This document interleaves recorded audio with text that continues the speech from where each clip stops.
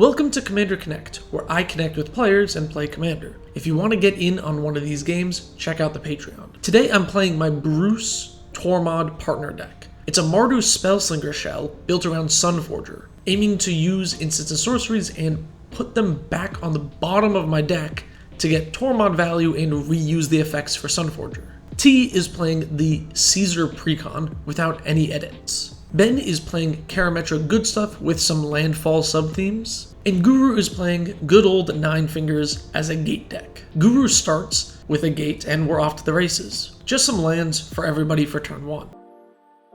Guru plays a Tiller Engine for turn 2, and Ben ramps with a Mind Stone, just lands for the other 2 players. Guru drops a Guild Summit on turn 3 and chooses not to attack. Ben plays a Tireless Tracker and gets a clue. I drop a Surveil Land and pass, and T cracks a Myriad Landscape. Guru tutors up a gate with the Vine and draws off of Summit. Ben drops his Commander and holds Tireless Tracker up as a blocker. And I'm just going to keep this guy back as a blocker and pass. I finally cast a spell and play Stormkiln Artist. T plays a Scryland and drops Battle of Hoover Dam, which isn't a battle, and he chooses NCR. Total flavor fail. And then I'll just tap 4 for the Battle of Hoover Dam. Is it a battle? No, it's an enchantment.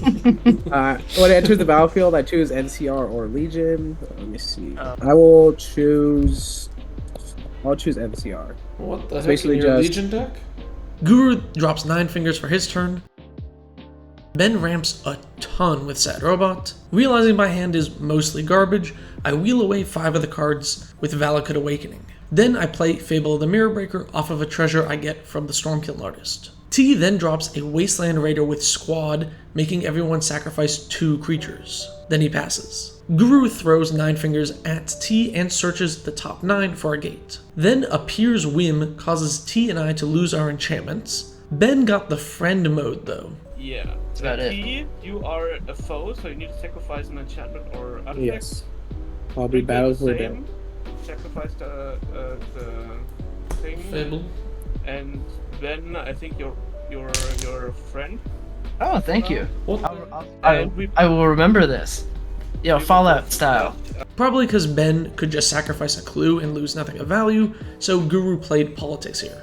He then casts Trailblazer's Boots and passes. Ben drops a Lifecrafter's Bestiary and a Toss Key, paying the 1 extra to draw a card. I play a Pure Steel Paladin and a Fervent Champion, and charge at Guru for 1. T drops a Captain of the Watch to make a few tokens. Guru uses Baldur's Gate to cast and equip Grappling Hook, which gives his commander double strike, and it can force a creature to block if you wanted. He attacks me and I take 8 commander damage, plus Guru gets 2 triggers off of his commander. He then pitches down to hand size and passes the turn. A Knight of Autumn from Ben destroys the Grappling Hook. He then puts Rancor on Toski and swings at me, passing the turn to me where I say draw go without doing anything.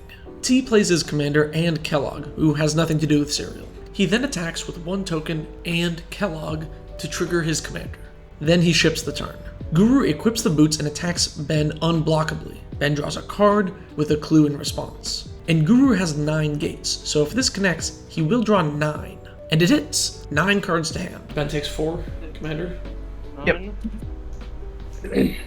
Main phase 2, Guru casts Crop Rotation to get Maze's End. This is one of his main win conditions and would allow him to win the game if he's able to untap it, which he has Deserted Temple in play and attempts to untap the Maze's End. Want to attempt to activate Desert Temple to untap target land. Sure, what land are you targeting? Maze End. Cool. I'll respond. Okay. I then respond with a Generous Gift to destroy the land.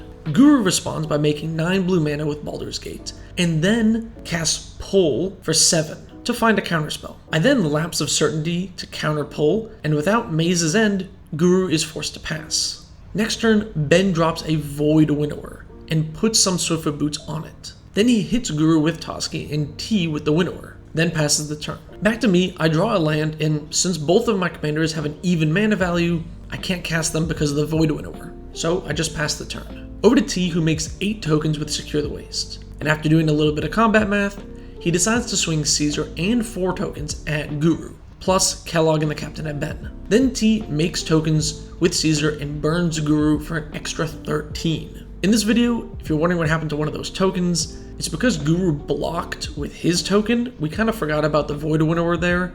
Guru was dead regardless of the block, so it doesn't really matter. And since a creature died to Caesar's effect, I use Brad Durr to make a 2/2 army. Ben cracks a few clues and slams a Carnage Tyrant. He then swings Void Winnower at T and hits me with Karametra and Toski. He ramps a little bit more and passes the turn. At this point, my hand is just Tibalt's Trickery and an 8-drop, so I have nothing I can do right now. Luckily, I top deck Jessica's Will.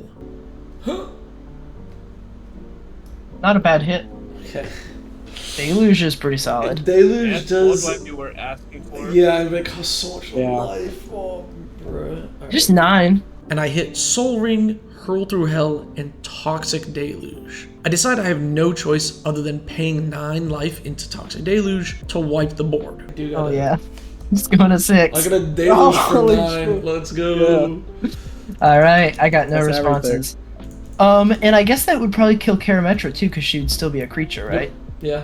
But this drops me down to 6 life. And then I got nothing left, so I pass the turn. T then drops a medkit, casts his commander, and a heroic reinforcements. Knowing that could potentially be lethal on me, I ask him to pause and try some politics.